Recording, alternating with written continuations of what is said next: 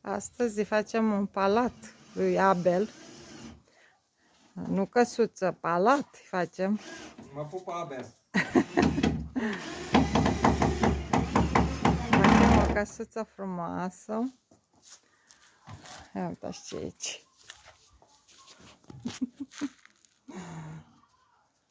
Și e tare fericit. Abia așteaptă să intre în căsuță.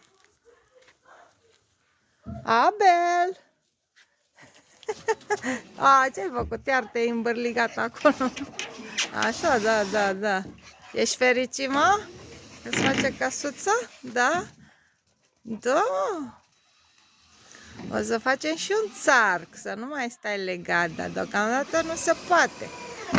Așa, pe rând. Nu-i așa? Zi! Când îmbătrânește, dezleg. Nu, îl dezlegăm că punem gardul și nu o să-l mai ținem în... Dar n-aveam ce face. Da. De mâine vei sta mai dezlegat așa. E așa? Zi, mă, zi tu. Hai, salut. Ei, da.